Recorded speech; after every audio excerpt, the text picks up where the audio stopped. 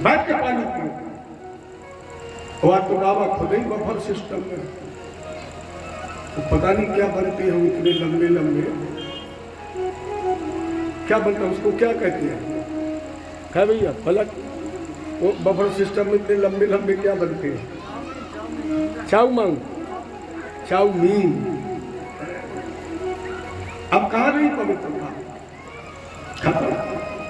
खड़े खड़े खाना, खड़े खड़े पीना, चिंता मत करो कि खड़े खड़े सोना भी हो जाएगा, सब खड़े खड़े, पवित्रता खत्म।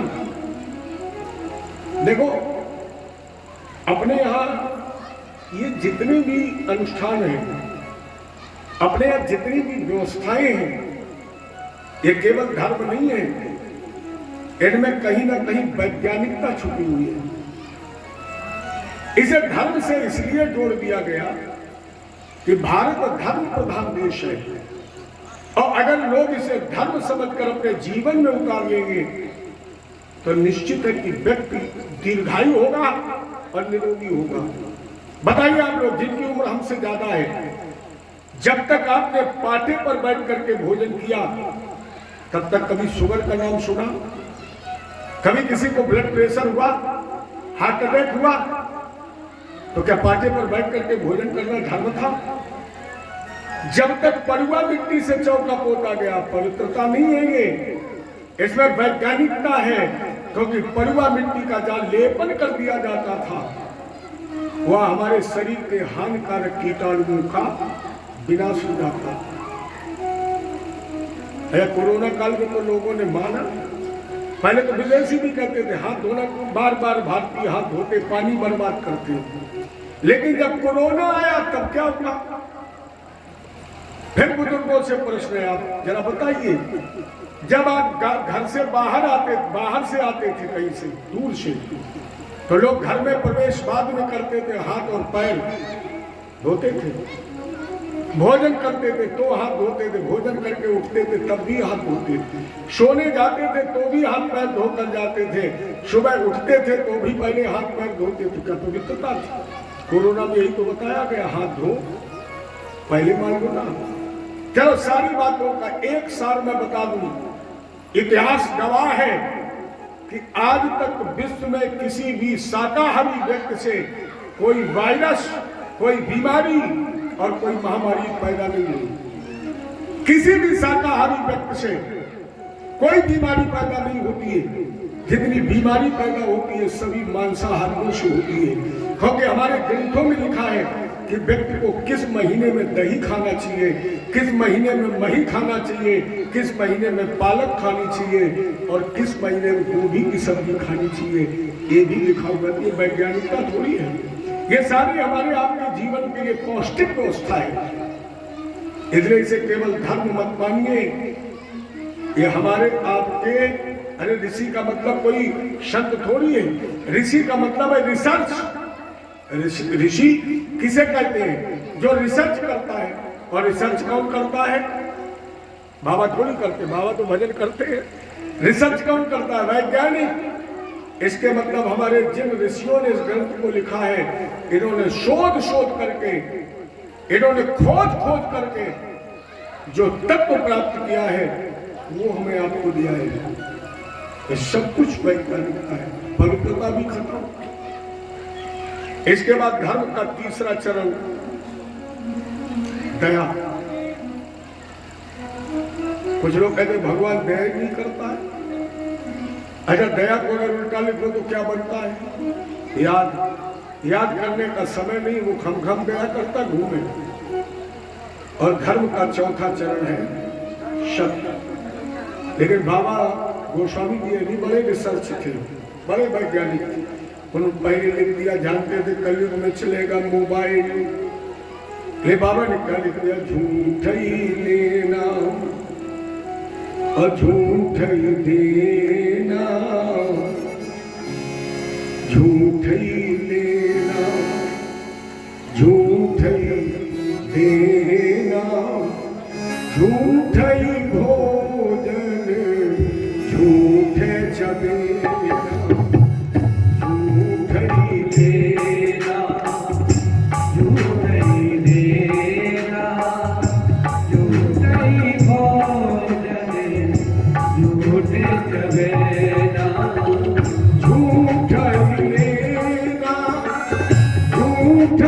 देना, झूठ ही लेना, झूठ ही देना, झूठ ही भोजन,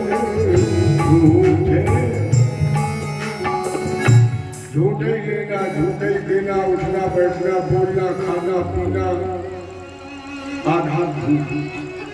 ये धर्म के 4 चरण है, जिसमें अभी एक चरण थोड़ा शेष है और वो धर्म का चरण है दान, अभी तक शेष है। लेकिन धीरे धीरे इसमें भी कुछ ना कुछ दोष आने लगा है, क्योंकि पहले लोग दान करते थे छुपा के और अब लोग दान करते हैं छपा के। पहले छुपा के, अब छपा के। अच्छा, अब तो 10-20 साल से एक और परंपरा चल पड़ी, मोहल्ले में कई मंदिर बना तो बोले हम भी एक पंखा का दान करेंगे।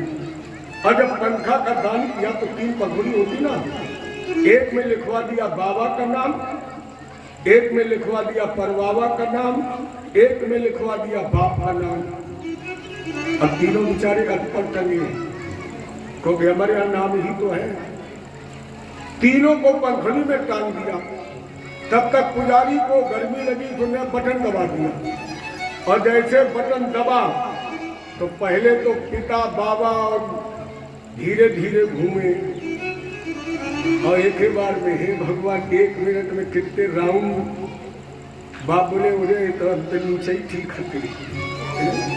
आज ये दान का तरीका हो गया है, दान छुपा के होना चाहिए। धीरे धीरे कहीं ना कलयुग इस पर हावी हो रहा है। राजा परीक्षित का निर्णय हो जाओ, धनुष पर बाण चला दिया, कलयुग शरण में आ गया। कदपादम मूलम शीर्षाम शमराग भय में भयभीत हो गया। भगदम बाल्योनी शरण में आ गया, राजेंद्र रक्षा करो कृपया। दीन वचना दीन वचन बोलने लगा। राजा परीक्षित ने कहा जाओ 4 स्थानों पर तुम्हारा निवास हो। राजा परीक्षित के राज्य में ये 4 चीजें नहीं थी, तो इन्होंने राज धर्म का भी पालन किया और सोचा मकान है नहीं तो रहने को मिलेगा भी नहीं। कद्यूकम पानम स्त्रिया सुना यत्र धर्म चतुर्विधा। 4 तुम्हें मकान दे रहे हैं और उसमें पहला मकान है जुआ। जुआ में निवास। देखो ये ऐसी बीमारी है जो तन भी लेती है, मन भी लेती है और धन भी लेती है। ये ऐसी बीमारी है जो ना मिले तो बेचैन और मिल जाए तो बेचैन। उसमें सबसे पहली बीमारी जुआ। न खेलने को मिले तो बेचैन और मिल जाए, क्योंकि जीत गया तो चैन मिलता है। जीत गया चैन नहीं, बोले एक दांव और लगाओ शायद दूना हो गए, और हार गया तो जुआ में कलयुग का निवास है। झूठ बोलने के लिए जितना जुआ खेलने वाले हैं ये सब झूठ बोलते हैं। हो सकता है तुम्हारे दरवाजे की साइकिलों बेच के हार गए। इसके बाद दूकम पानम मजरा, न मिली तो बेचैन, न मिले तो इतने बेचैन कि कब भिखारी के पास छूटे भैया एक पौवा, और जैसे एक पौवा अंदर तो जब तक नहीं मिली तब तक खुद बेचैन, और जैसे मिल गई तो हमारी समझ में गली के कुत्तों बेचैन। ये गली से घर परिवार जहां से निकले सब बेचैन। अच्छा आप लोग एक बात बताओ, आज तक आपने किसी पीने वाले को कुत्ते से काटते देखा है? अरे सभी नहीं, कुछ लोग तो हमसे बड़ी उम्र के हैं। आप ईमानदारी से बताइए, आज तक आपके जीवन में किसी शराबी को कुत्ते ने काटा है? कितना भी काटने वाला कुत्ता हो, कितना भी भौंकने वाला हो, लेकिन जब शराबी गली में निकलता है तो कुत्ता ना तो काटता है ना भौंकता है, बल्कि वो मौन व्रत लेकर के कहता है अब तो दोपहर वाला भी हमारी बिरादरी में शामिल हो गया है। पीने से 4 बहुत बड़े लाभ हैं। वैसे बहुत अच्छा गांव है, मैंने तो कल भी बताया कि मैं बहुत दिन से इंतजार कर रहा कि मुझे कब सोमवर्षा में कथा कहने को मिले, और शायद मैं इसीलिए प्रतीक्षा कर रहा था कि कहीं ना कहीं आप लोगों को मुझे बड़ाई सुनने को मिलती थी, क्योंकि हम बड़का लोग भी आपस में मिलते थे तो लोग कहते थे, तो मेरे भी मन में उमंग थी। तो हम ये कह सकते हैं कि जब इतना अच्छा गांव है, इतने अच्छे श्रोता हैं, तो शायद आपके गांव में कोई पीता नहीं होगा, बिल्कुल नहीं पीता होगा। और अगर कोई पीता हो तो हमारी 4 बातें जरूर नोट कर लीजिए। वो 4 आपको लाजवाब फायदा होंगे, पीने वाले सुने, वो फायदा होंगे जो आपको किसी दवा से और किसी डॉक्टर से नहीं मिल सकते। उसमें पहला लाभ, पीने वाले को बुढ़ापा नहीं आता है। दूसरा लाभ, पीने वाले के घर में चोरी नहीं होती। तीसरा लाभ, पीने वाले को नहाने की जरूरत नहीं।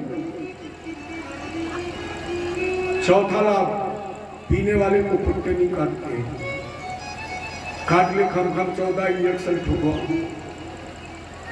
लेकिन ये लाभ है कि व्यंग किया मैंने, ये व्यंग मैंने इसलिए किया कि शायद आपको थोड़ी शर्म लग जाएगी, क्योंकि अगर इस कथा में एक भी व्यक्ति को शर्म लगी और एक भी व्यक्ति ने दुर्व्यसन छोड़ दिया तो ये हमारी आपकी कथा बिल्कुल सफल हो गई, सार्थक हो गई। अरे हमारे यहाँ तो लोग गाते, पीने वाले खूब पियो चाहे लुटिया खरिया तक गिर जाए। पीने से बुढ़ापा क्यों नहीं आता? पहला लाभ, सरकार रिटायर करती है 60 साल, 62 साल, 64 साल में, लेकिन शराब रिटायर कर देती 40 साल में। डॉक्टर ने कहा फेफड़ा गए, किडनी खत्म, तो 60 साल तक पहुंचोगे नहीं, बुढ़ापा कहां जाएगा? पहले राम नाम सब है। चोरी क्यों नहीं होगी? बहुत पीने वाले देखे होंगे जो लुटिया खरिया करहिया भगौना तक बेच के पी गए। चोर बेचारे वहां क्या भूसा बांधने आई है? नहाने की जरूरत नहीं, क्योंकि पी के आओ, खूब गली में झूमो, और जब शरीर नहीं सधा तो जो सबसे बढ़िया गड्ढा था परनाले वाला, उसी में रात भर डरे रहो, सवेरे कुर्ता पैजामा झाड़ो, फिर फेंको भैया दियो। चौथा, कलयुग के रहने का स्थान चरित्रहीनता, चरित्र का पतन। निवेदन है आपसे, दुनिया की आप हर खोई हुई वस्तु दोबारा पैदा कर सकते हैं, लेकिन चरित्र अगर चला गया ये दोबारा पैदा नहीं हो सकता है। आप एक कदम जरा रामायण की तरफ बढ़े। मेरी दृष्टिकोण में राम जी रावण के पैर की धूवन भी नहीं है। राम जी रावण के पैर की धूवन भी नहीं है, न तन में, न बल में, न धन में, न यश में। कई राम जी टिकते नहीं। सबसे पहले बिरादरी देख लो, रावण किस बिरादरी का है? रावण ब्राह्मण, और ब्राह्मण नहीं है, बाबा ने लिखा उत्तम कुल कुलस्थ कन्या थी। ब्राह्मणों में भी सर्वश्रेष्ठ ब्राह्मण रावण है, और राम जी क्षत्रिय है। आज भी क्षत्रिय कहता कि भैया पूजा तो हम ही करते हैं। रावण के 10 साल और राम जी के एक ही तो है। रावण के 20 साल, राम जी के 2, कई टिक रहे। राम जी वेदाध्ययन करने गए, लेकिन रावण के लिए लिखा है त्रिकालदर्शी, 4 वेद, 6, 7, 18 पुराणों का व्याख्या। राम जी के लिए लिखा है कि ये विश्व विजयी हो, लेकिन रावण दिग्विजयी, दिग्विजय कर चुका है। इतना नहीं, राम जी के पास केवल एक महल है सोने का, जो मैया केकई ने जानकी जी को मुंह दिखाई दे दिया है, कनक भवन, केवल एक। और रावण क्या एक कमरा थोड़ी सोने का है? रावण की तो पूरी लंका सोने की है। जो रावण चलता था तो चलक दसानन डोलक पृथ्वी हिलती थी जब रावण चलता था।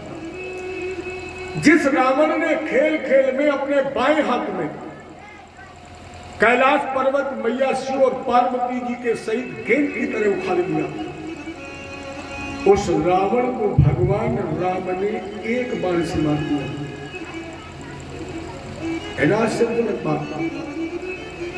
उसी रावण को राम ने केवल एक बाण से मार दिया। रामायण पढ़ने के बाद कभी सोचा है क्यों, क्या अंतर था?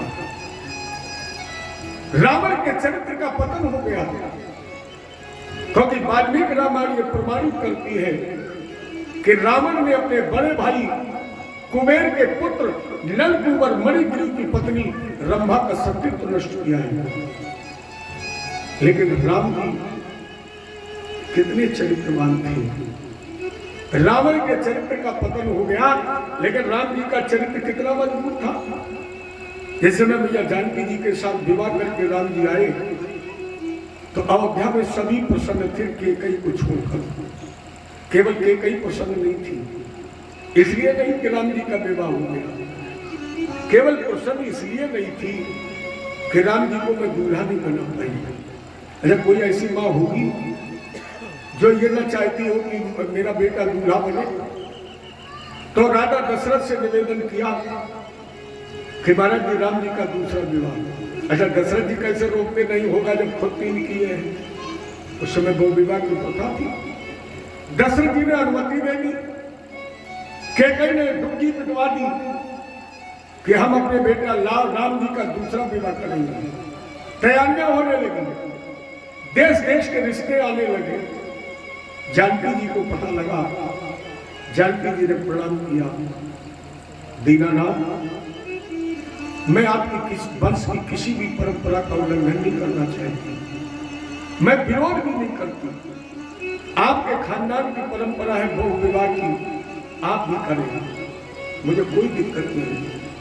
लेकिन जगतपति केवल एक बात बता दीजिए कि जब आपका दूसरा विवाह हो जाएगा तो आपके जीवन में राम का स्थान क्या होगा?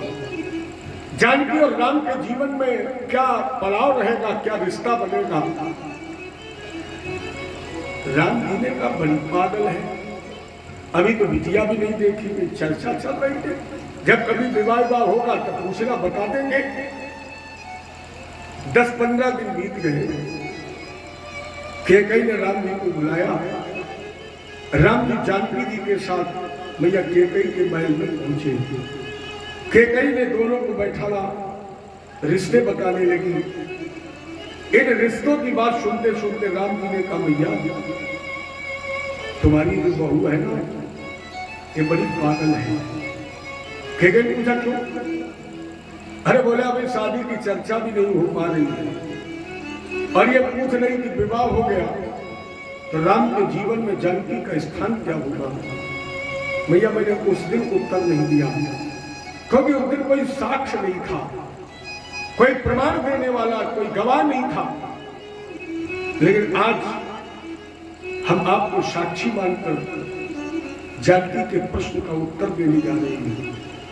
और राम जी ने मैया केकई के एक पैर को पकड़ा और कहा, जानकी हम मैया केकई को साक्षी मानकर ये शपथ लेते हैं कि राम के जीवन में एक ही जानकी थी, एक ही जानकी है और एक ही जानकी रहेगी। प्यारी वही रावण को मार सकता है, इसका कितना चरित्र बल मजबूत हो। राम जी का कितना चरित्र बल मजबूत था। लेकिन कलयुग का निवास चरित्र में है। सब कुछ चला जाए, रोने की जरूरत नहीं है, क्योंकि दोबारा पैदा हो सकती है, लेकिन दोबारा चरित्र पैदा नहीं किया जा सकता। तो 4 स्थान दे दिए, कलयुग ने कहा 1 स्थान और दे दीजिए। राजा परीक्षित ने कहा मांगिए, कलयुग ने कहा सोना।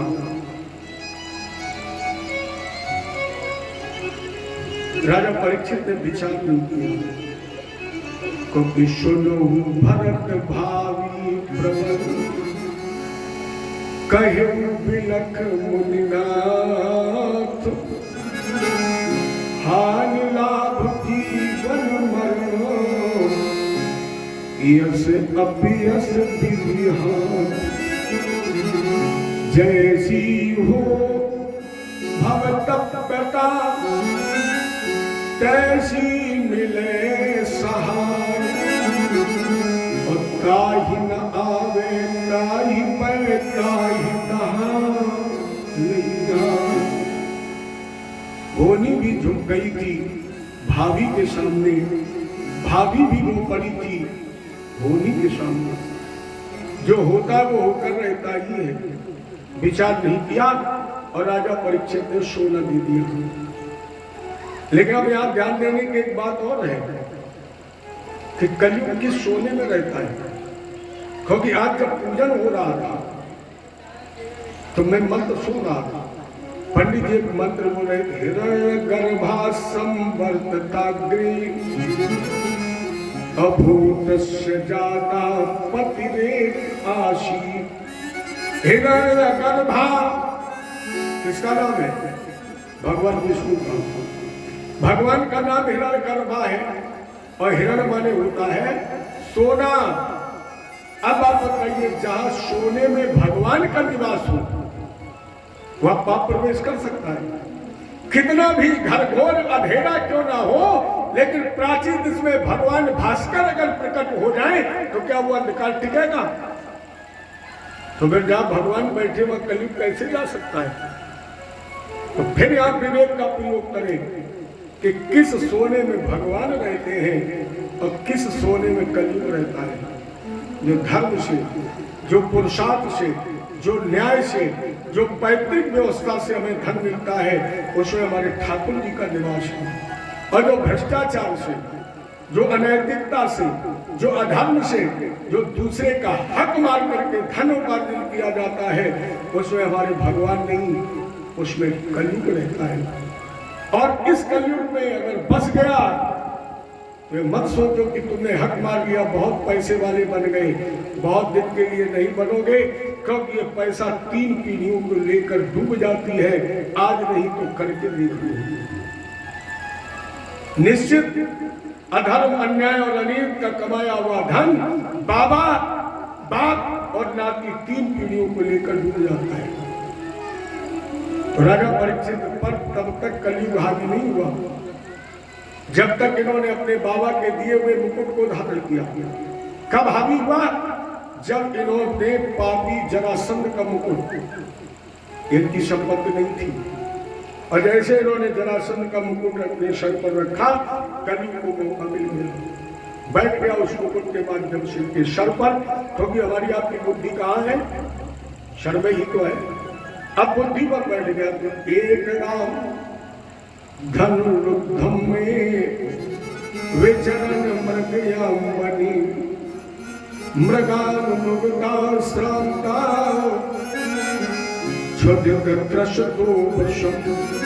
धनुष मार लिया, रथ पर बैठे, मृगया मैंने शिकार करते करते जब थक गए, क्षुधा से त्रसित हुए, प्यास लगी तो सभी के आश्रम पर पहुंच गए, लेकिन प्रणाम नहीं करने दिया। गली बढ़े, प्रणाम नहीं करने दिया। चाहे ये समझ लीजिए विनाश काले विपरीत बुद्धि।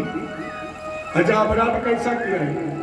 जैसे सती ने शंकर जी के प्रति किया, वैसे ही अपराध परीक्षित ने समीप के प्रति कर दिया।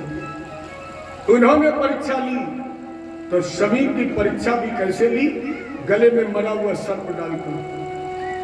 लेकिन परीक्षा के बाद जैसे सती ने राम को प्रणाम करके क्षमा नहीं मांगी, उसी तरह राजा परीक्षित ने भी समीप के चरणों पर गिरकर क्षमा नहीं मांगी। लौट आए, जैसे वो मुकुट उतार करके रखा, ज्ञान हो गया।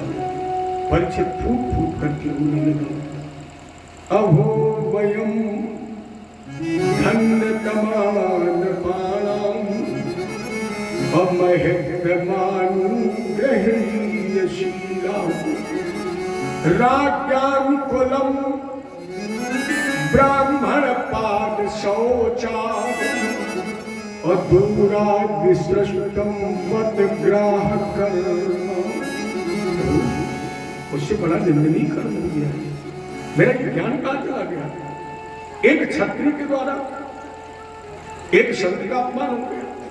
एक भूपालक के द्वारा एक भूषुर का अपमान हो गया, ये शरीर अपवित्र हो गया, नहीं रहना चाहता। ये पश्चाताप में रो रहे। तब तक समीर का पुत्र श्रृंगी जो कौशिकी नदी के किनारे खेल रहे थे, जैसे पता लगा कि मेरे पिता के गले में किसी ने मरा हुआ सर्प डाल दिया, तो इन्होंने कौशिकी नदी का जल लिया और आवाज लगाई, अहो अधर्म पालानाम पीनम बल भुजाम। जितने राजा ने अधर्म कपाल किया है, जिसने अपने मर्यादा का उल्लंघन किया है, वो राजा कान खोल करके सुन ले, उसकी मृत्यु आज के ठीक 7वें दिन तक्षक के शब्द में हानि, उसकी मृत्यु आज के ठीक 7वें दिन तक्षक नाग के काटने से हो जाएगी। अरे क्रोध में तो ये भूल गए, श्राप दे दिया, और जब आवेग थमा तब ज्ञान हुआ। अपने पिता की गोद में बैठ करके रोने लगे। शमीक जी ने नेत्र खोले, पूछा, और जब सारा वृत्तांत बताया, शमीक ने कहा, एक धर्म पारायण राजा को जरा से अपराध पर इतनी बड़ी सजा दे दी। श्रृंगी जानते हो, जिस दिन इस धरा पर परीक्षित नहीं होगा, उस दिन धर्म भी नहीं होगा। यह सीधे संदेश पहुंचाओ, बचने का उपाय खोजे, और हम भी तुम्हें श्राप देते। देखो संत दूरदृष्टि रखता है। समीर जी ने कहा, श्रृंगी, आने वाले समय में हम तुम्हें श्राप देते हैं कि किसी का श्राप किसी को साधारण अवस्था में लगेगा ही नहीं। मेरी समझ में बहुत दूरदृष्टि रखी, क्योंकि अगर ये श्राप श्रृंगी जी को न लगा होता तो मेरी समझ में एटम बम की भी जरूरत नहीं पड़ती, दुनिया भस्म हो जाती। अगर आज श्राप साधारण स्थिति में लगता होगा, ऐसा नहीं है कि लगता नहीं, लगता आज भी है, लेकिन साधारण स्थिति में नहीं लगता है। क्यों? जैसे आज आपने देखा होगा, माताएं जब आपस में लड़े, कभी गौर करना, जब बहुत गुस्से में हो, इनकी कुछ ना चले, तब साड़ी का पल्ला फैलाती और बड़ी जोर से रो के आकाश की तरफ देख करके कहती है, भगवान एक को सत्यानाश हो जाए। अब अगर श्राप लगता होता तो 1 मिनट में खेल खत्म। अगर जिससे तुमने कह दिया सत्यानाश, तो पड़ोस वाली महिला क्या कहेगी, तुम्हारा खानदान बढ़ जाएगा। वो कहेगी हमारा सत्यानाश, तो भगवान करे तो सभा सत्यानाश। 1 मिनट का काम था, इसलिए श्रृंगी जी को श्राप दे दिया, किसी को श्राप लगेगा ही नहीं। श्रृंगी जी ने जाकर के राजा परीक्षित को बताया, 7वें दिन तक्षक नाग डसेगा, तुम्हारी मृत्यु हो जाएगी। राजा परीक्षित ने कहा, कितना दिन? 7 दिन तक मुझे जीना पड़ेगा, लेकिन हम सिरोधार करते हैं, वाणी ग्रहण करते। क्यों? बोले श्राप ना भी लगता तो भी मुझे मरना पड़ता, लेकिन श्राप सुनकर अगर मरूंगा तो मुझे 2 लाभ होंगे। पहला लाभ, पुत्रवती। इस श्राप के बाद जब हम 7 दिन तक भजन कर लेंगे तो मेरी माँ को माँ कहलाने का गौरव मिल जाएगा, क्योंकि पुत्रवती युवती जग सोई और रघुपति भगती जासु शुद्ध। मेरी माँ को माँ कहलाने का गौरव। दूसरा लाभ, सोई पावनी सोई शुभम शरीरा और जो तन पाई भजे रघुपति। ये मुझे 2 लाभ नहीं मिलेंगे। और रही मरने की बात, तो बिंद जी ने लिखा, ऐसी दुनिया का क्या करना, क्योंकि जिसमें मरना तो मरना है,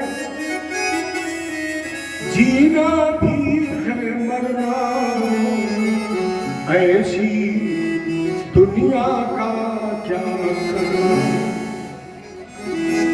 उसको माता पिता बंधु भाई क्या रिश्ता है, क्या नाता है? जिसमें मरना तो मरना है, जीना भी है मरना, ऐसी दुनिया का क्या करना। उसको आवागमन जन्म मरणादिक से क्या डरना, उसको आवागमन जन्म मरणादिक से क्या डरना। और जिसके श्री मुख से झरता है, जिसके श्री मुख से झरता है हर नाम बिंदु का झरना, ऐसी दुनिया का क्या क्या करेंगे संसार में रहकर। और एक शब्द ने लिखा, हरि नाम नहीं तो जीना क्या, या हरि नाम नहीं तो जीना क्या। अमृत है हरि नाम जगत में, अमृत है हरि नाम जगत में, इधर छान विषय विष पीना क्या। हरि नाम नहीं तो जीना क्या। काल सदा अपने रस डोले और ना जाने कब सर चल बोले। हरि का नाम जपो निस्वासन, हरि का नाम जपो निस्वासन, इसमें बरस महीना क्या। हरि नाम नहीं तो जीना क्या। मुख्य बात नोट करें आप, तीरथ है हरि नाम तुम्हारा और फिर को फिर था। तीरथ है हरि नाम तुम्हारा फिर को फिर था मारा मारा। अंत समय हरि नाम न आवे तो फिर मक्का और मदीना क्या। हरि नाम नहीं तो आभूषण से अंग है सारी। उंगली में अंगूठी है, घड़ी में कड़ा, कलाई में घड़ी है, कानों में कुंडल। पहले केवल माताएं पहनती थी, अब तो कथावाचक भी पहनते हैं। पहले केवल माताएं बाल रखती थी, मांग काटती थी, मांग भरती थी। अब तो हे भगवान कहाँ पहुंची है दुनिया, कहाँ पहुंच गया। ऐसे कर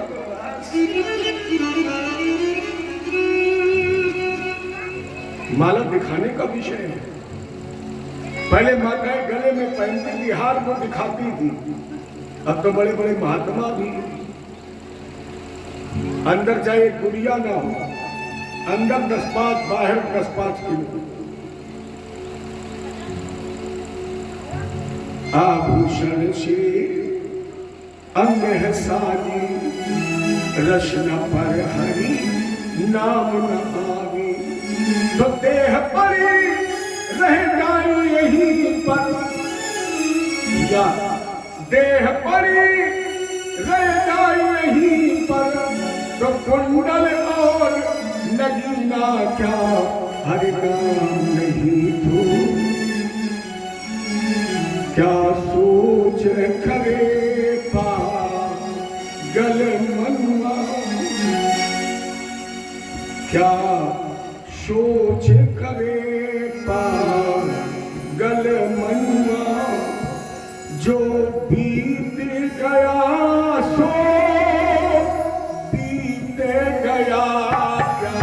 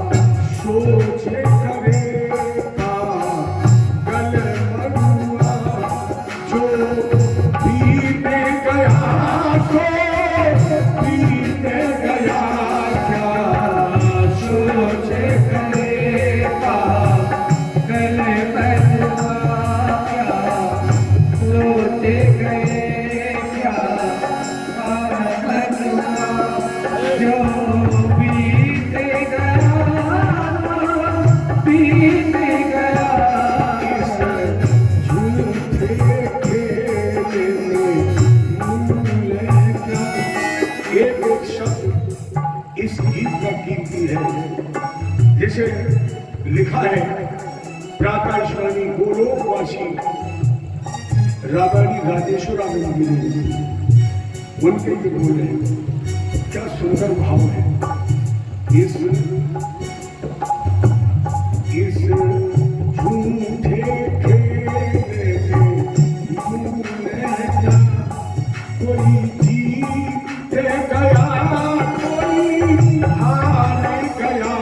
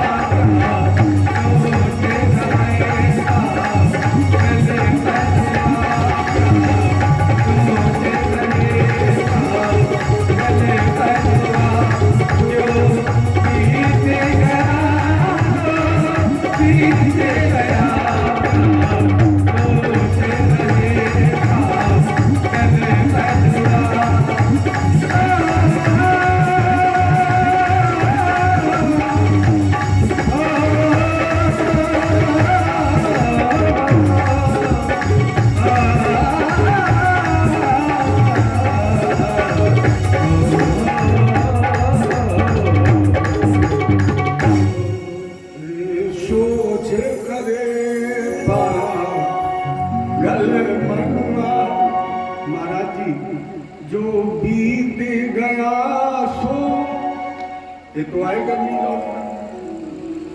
प्रभु प्रेम पीयूष पिया जिसने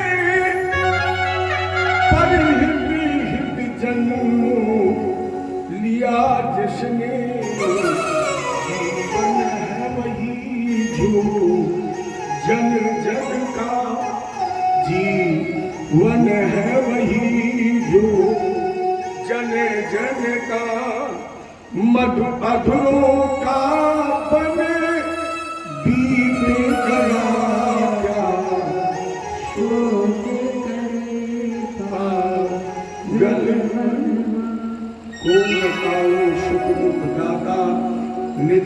कर्म भोग सब भ्राता कर्मणा जायते जन्तु कर्मणि विलीयते सुखम दुखम भयम क्षेमम कर्मवादि पद्धति जन्म मृत्यु सब कर्माधीन है।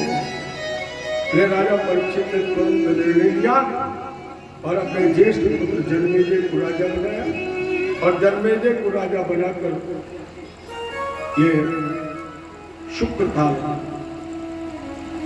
बट वृक्ष की शीतल छाया मां गंगा की पावन रेत वहीं पर संतों का आगमन भृगु वशिष्ठ शवनश गौतमो मेवा तिथिर देवल देवरातो रामस तथा गाद सुतश शाकलो मृगंड पुत्रात्म पिपलादा।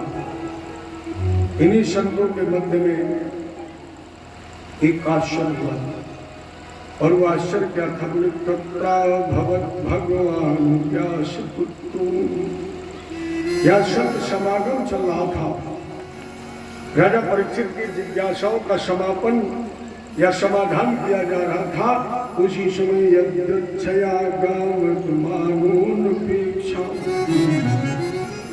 अलक्षलिंगो निज लाभ तुष्टो अवधूत भेषा। इतना नहीं दिगंबरम वक्त विकीर्ण केशम प्रलंब बाहुम समरोत्तमाभम तत्रा भवद्भ्यास्तुतो। राधा जी के कृपा पात्र शिष्य कृष्ण स्वरूप वेदव्यास पत्नी अरण्य से शिव के द्वारा अमर वाणी श्रवण कर प्रकट होने वाले श्री सुखदेव जी महाराज। देखो अपने धर्म में उम्र की पूजा नहीं हुई, अपने धर्म में रिश्ते की पूजा नहीं हुई, अपने धर्म में पूजा हुई है ज्ञान की। अगर ऐसा न होता तो इनके बाबा पारासर ये अपनी जटाओं से रास्ता में झाड़ते, रास्ता झाड़ी है। वेदव्यास जी ने पुष्प बिछाई है और सुखदेव जी तो ऐसे हैं, न पुष्पों से मतलब है न कांटों से मतलब है। अपनी मस्ती में नारा काट लपेटे हुए और चले गए। जो सबसे खाली आसन ऊंचा पड़ा था उसी पर जाकर बैठ गए। कोई मतलब नहीं किसी से, चुपचाप चले गए। क्योंकि जियतज जनतज मानतज धारत धर्म अनु सो नर नहीं नरनाह नहीं नारायण करना। तो भगवान का स्वरूप होता है। तेरे अच्छे बुरे में जन्म मृत्यु हर्ष विषाद से मतलब नहीं था। अपनी मस्ती में गए और जाकर के बैठ गए। राजा परीक्षित ने देखा कि देखो सभी प्रणाम कर रहे हैं। राजा परीक्षित ने भी प्रणाम किया, दीपक जलाया, धूप दीप नैवेद्य हाथ जोड़ करके कहा महाराज अहो वयम ब्रह्मन् तत्सेव्या छत्र बांधवा। वेदव्यास जी ने कहा ज्यादा धूप दीप नैवेद्य मत करो। क्यों? बोले 6 मिनट से ज्यादा कहीं रुकते नहीं। ये 6 मिनट एक जगह रुकते हैं, न बोलते हैं, न किसी से याचना करते हैं। आपके दरवाजे आ गए, 6 मिनट खड़े रहेंगे, मिल जाए तो ठीक हो, नहीं तो चले गए।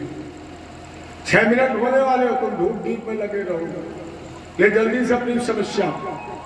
राजा परीक्षित ने कहा महाराज जी अतः प्रच्छाम संसिद्धि योगिनाम परमं गुरुं अपरुषस्य यत् कार्ये म्रियमाणस्य सर्वदा यथोद्वयमथो जप्यं यत् कर्तव्यं नव प्रभु स्मर्तव्यं भजनीयं ब्रूहि यद्वा विपर्ययम्।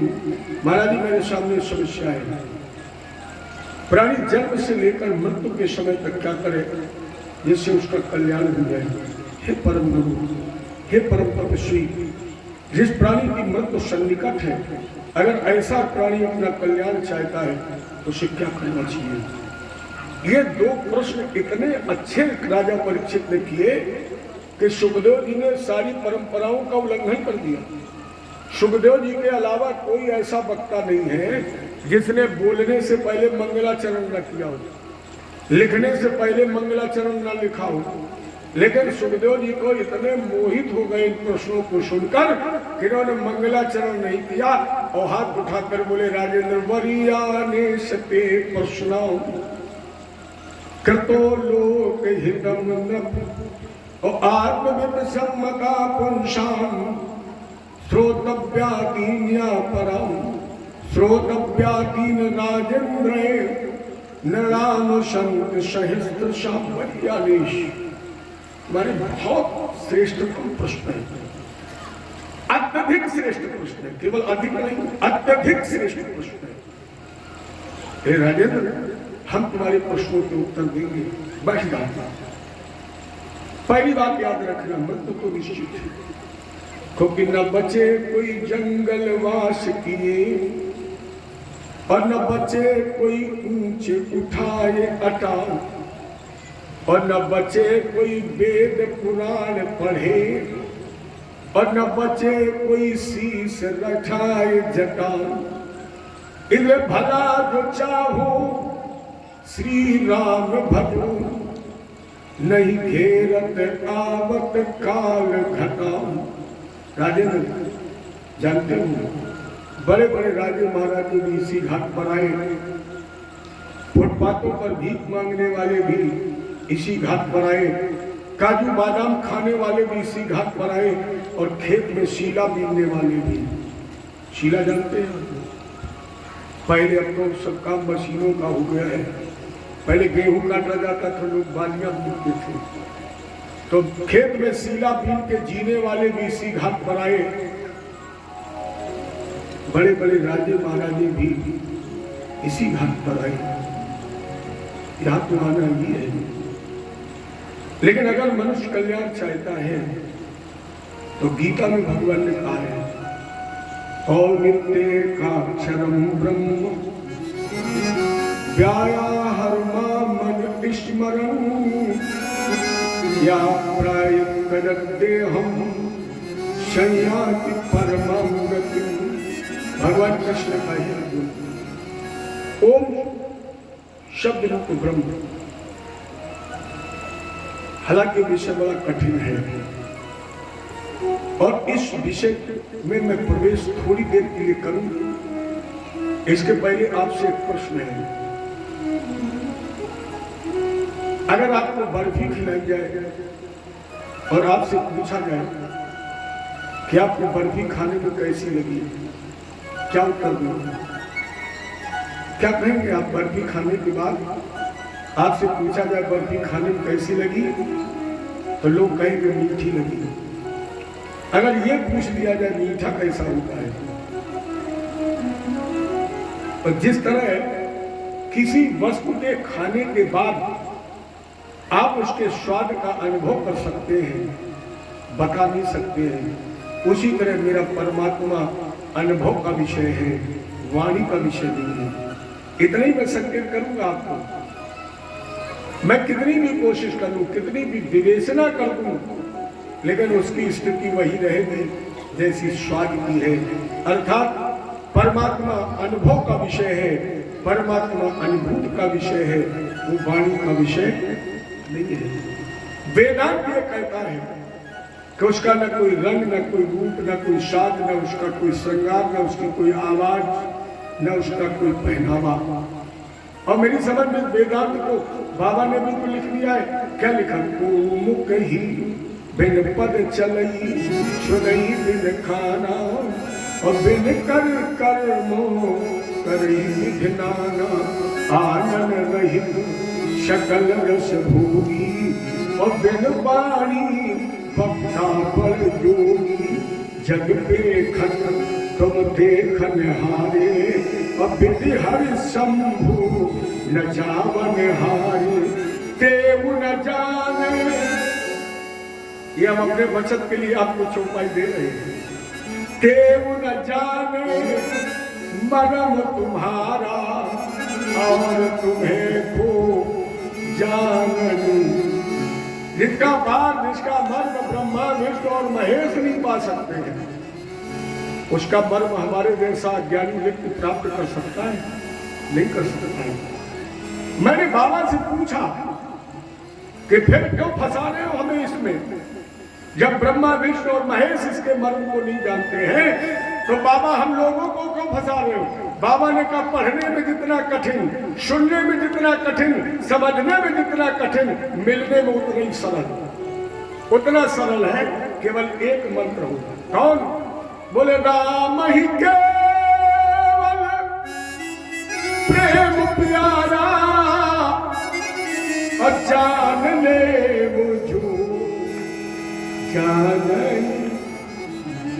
एक मंत्र है भगवान के प्रति प्रेम, प्रबल प्रेम के पाले पड़कर प्रेम को नियम बदल के देखा। अब भक्त का मान टले टल जाए पर भक्त का मान न टलते देखा। लेकिन प्यारे याद रखना प्रेम का पंथ निराला। बता दूं एक दो बातें, परमात्मा से प्रेम करने से पहले दो बातें गांठ में बांध लेना, तो ही मेरे ठाकुर जी से प्रेम करना। पहली बात, बदनामी से मत डरना। परमात्मा से प्रेम करने के बाद कभी बदनामी से मत डरना, क्योंकि अगर बदनामी से डर गए तो भगवान उतनी दूर हो जाएंगे। अब आप कहेंगे बदनामी कैसे होगी, यही अपने परीक्षा करके देख लेना। इस कथा में तो आप आ रहे हो, गांव में है कोई बात नहीं, लेकिन अगर आपको 8 दिन बाद ये पता लगे कि शेरपुर में कथा हो रही है, तो एक संकल्प ले लेना कि हम 7 दिन कथा शुरू होने से 5 मिनट पहले जाएंगे। 3 दिन जा पाओगे, घर वाले बाद में कहेंगे, पड़ोसी पहले कहेगा, बड़ा पुजारी बन गया है तो 5 मिनट पहले चल देगा। आपने अगर 4 बजे घंटी बजानी शुरू कर दी, घर वाले कुछ नहीं कहेंगे, पड़ोसी कहेगा न सोती है न सोने देती है। बदनामी हुई ना, मत डरिए, इनका काम है कहना। अरे कहने वाले कुछ करते नहीं है, कहने वाले कुछ करते नहीं है, और जो करते हैं, अगर इनकी बात पर हम ध्यान दें, हम लोग ध्यान दें, संत लोग ध्यान दें, भगवान का भजन होगा। हम लोग तो कभी कभी चलते हैं तो लोग ट्रेन में भी पूछ लेते, महाराज जी कहाँ डकैती डालने जा रहे हैं, क्या हम बदनामी से डरकर भगवान की कथा गाना बंद कर दें? नहीं, आप लोगों ने गीत सुना होगा, दुनिया में हमारे तो जीना ही पड़ेगा, जीवन है अगर जहर तो। माने भक्त को हाथी बनना चाहिए, भक्त को हाथी बनना चाहिए। अच्छा, हाथी जब गांव में आता है तो सबसे ज्यादा स्वागत कौन करते हैं? जितने गांव के कुत्ता हुए। हाथी आया, लेकिन बताइए हाथी कुत्तों पे ध्यान देता है? ना ध्यान देता है, ना पलट कर देखता है, वो अपनी मस्ती में चला जाता है। अच्छा, जो स्वागत करता, जो भौंकता है, थकता भी वही है। कौन थकता है? जो भौंकता है, अर्थात भौंकने वालों को भौंकने दीजिए, और हम आप हाथी की मस्ती में चलते चले चलिए। दूसरी बात विशेष ध्यान देने की है, ये बड़ी कष्टदायी है, इसे तो आप झेल सकते हैं, लेकिन दूसरी बात बहुत कष्टदायी है। उसको अगर परमात्मा से प्रेम करना है तो पहले दिल अपना पत्थर को बना लेना, बहुत कष्टदायी बात है। क्यों? परमात्मा से जब तुम प्रेम करना प्रारंभ करोगे तो जीवन की जो तुम्हें सबसे प्यारी वस्तु होगी, भगवान को छीन लेंगे। बड़ी कठिन बात है। जब परमात्मा से तुम ताल लोगे तो तुम्हें सबसे ज्यादा जो प्यारी वस्तु होगी वही भगवान छीन लेंगे। जैसे लोग कहते कि मैं पूजा तो बहुत करती थी, लेकिन मेरे पति का स्वर्गवास हो गया, ये पूजा का ही फल है।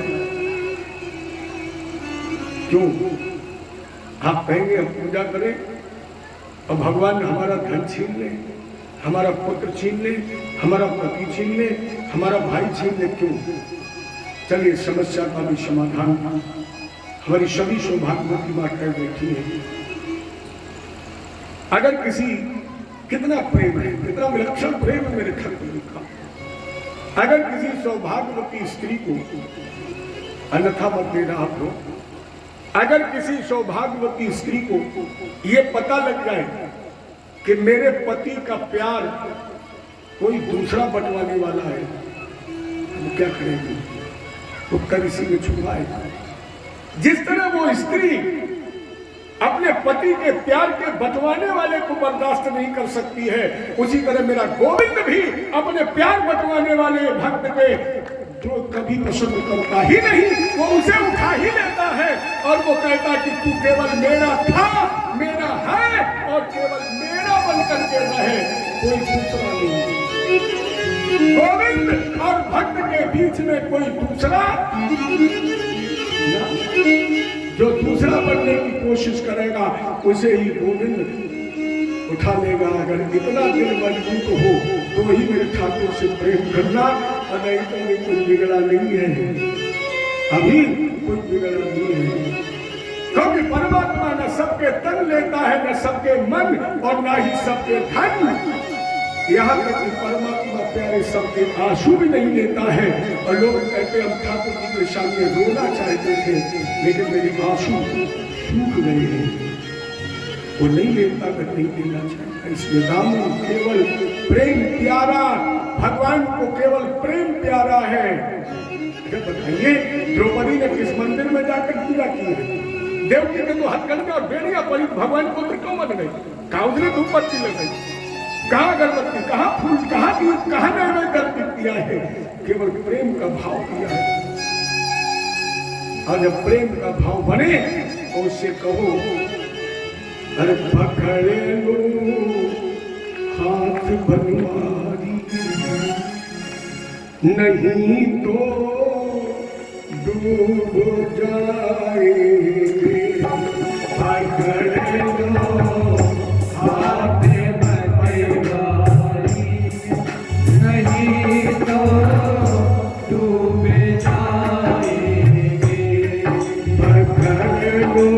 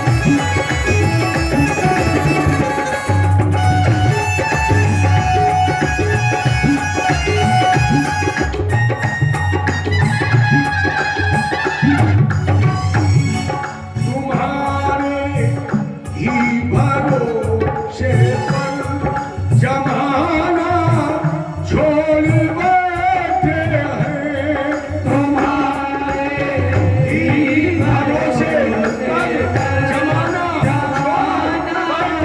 छोड़ बैठे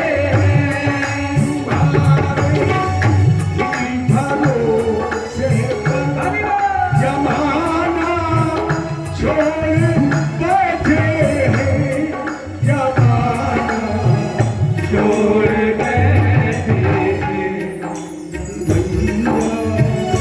आप बन जाओ भैया आप बन जाओ तो बेड़ा पार हो जाए भैया आप बन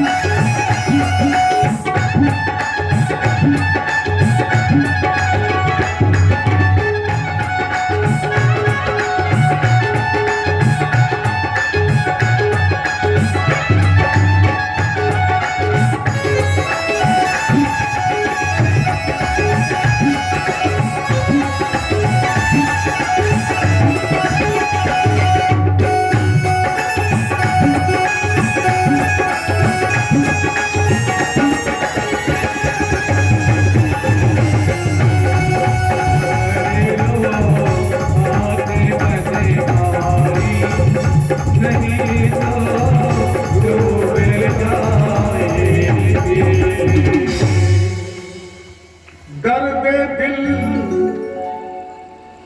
कहूँ किससे सहारा कोई देगा सुनोगे आप ही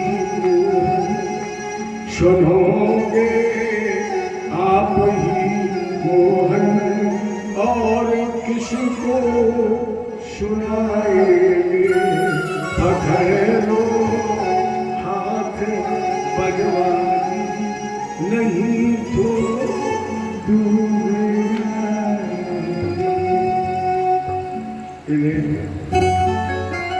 उसको जाना नहीं जा सकता है, वाणी से वो परे है। ओम शब्द उकार अकार और अकार, इसी से ओमकार शब्द का निर्माण हुआ। शब्द रूप ही ब्रह्म है, अक्षर रूप ही ब्रह्म है, और जो सारे सर्वथा दोषों का परित्याग करता निष्कपट और निश्चल भाव से मेरा